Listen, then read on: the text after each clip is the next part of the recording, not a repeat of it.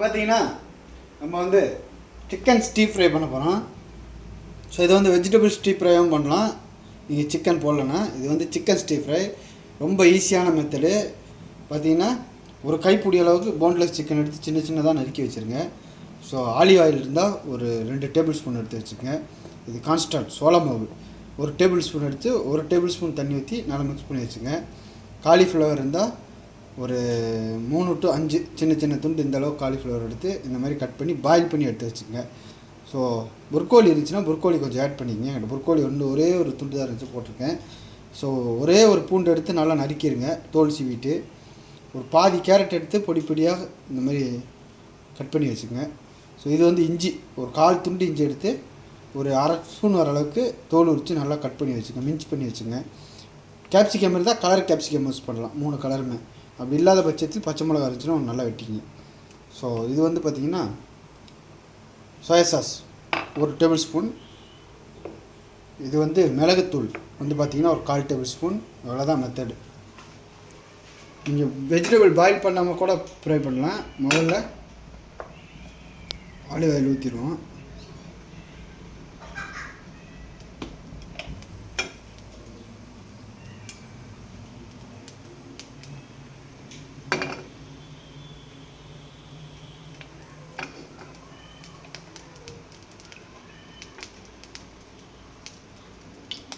Olive oil ஊற்றி இஞ்சி போட்டுருங்க.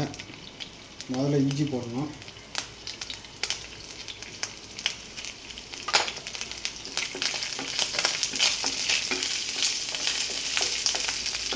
இஞ்சி வந்து கோல்டன் ப்ரௌன் ஆகணும். இந்த மணம் அப்போ தான் நல்லாயிருக்கும். ரொம்ப ஈஸியான மெத்தடு.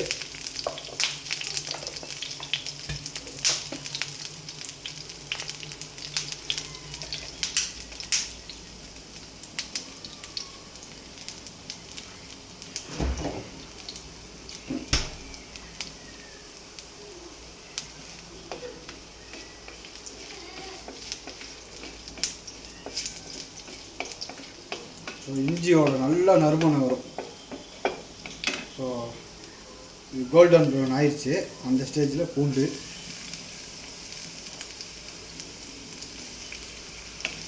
2 மினிட்ஸ் ரெசிபி தான். ஸோ பூண்டு போட்டு கொஞ்சம் லைட்டாக கோல்டன் ப்ரௌன் ஆகட்டும்.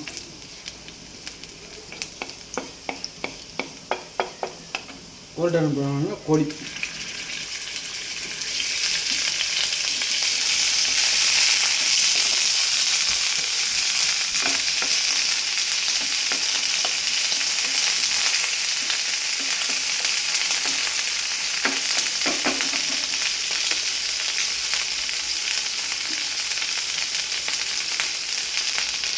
இப்போ கேரட்டு.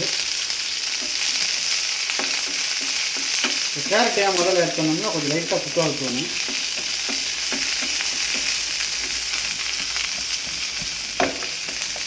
நல்ல மனம் கிடைக்குது. இந்த ஸ்டேஜில் கேப்சிகம். கோழி சின்ன சின்னதாக வெட்டிங்கன்னா உங்களுக்கு நல்லா சீக்கிரமாக குக் ஆகிடும். போட்டு புர்கோலி, காலிஃப்ளவர்,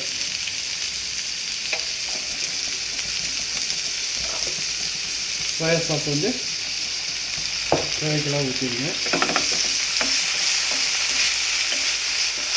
ஊற்றி வச்சு மிளகாத்தூள் லைட்டாக தூவிடுங்க. இப்போ வந்து கார்ன்ஃப்ளவர் வந்து ஊற்றி ஐஸ் ஃப்ளேம் வச்சு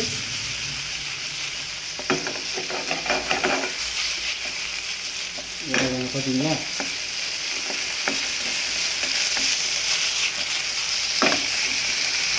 குக்கர் வச்சு